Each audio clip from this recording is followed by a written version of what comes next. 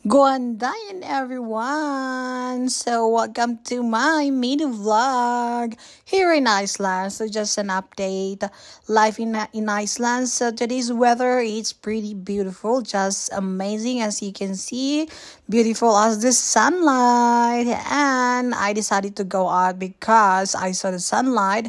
And it's not often that there is a sunlight here in Iceland. So let's go and enjoy. Good morning.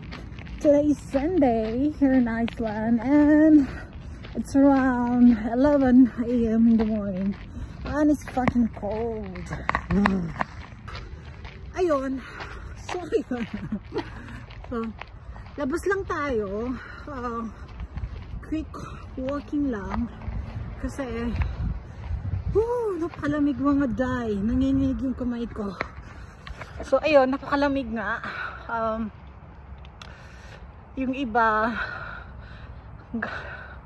pauwi pa lang, galing work siguro since Saturday kagabi, so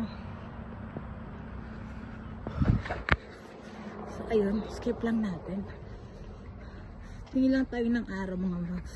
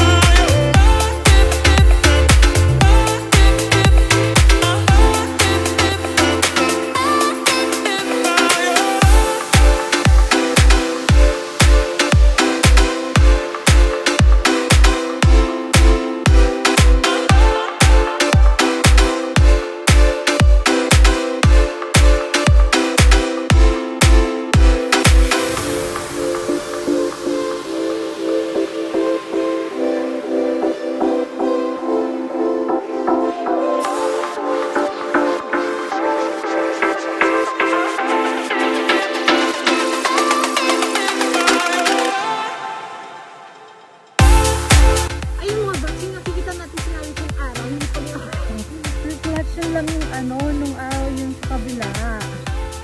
Since ayan ang araw talagang totoo.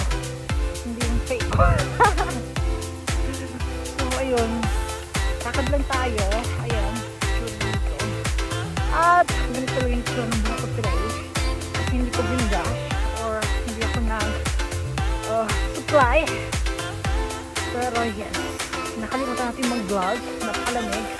I don't expect that. But yes, next time, baka mamaya pag lumabas tayo, mag-vlogs na lang tayo.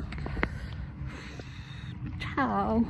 This time guys, I'm going back home because I'm done showing to the sunlight and also of course, yes, to have vitamin D. And that's just for today's mini vlog. Thank you so much for watching. Once again, this is Carla here in Iceland. Please don't forget to like, share, and subscribe. Adios! Mwah!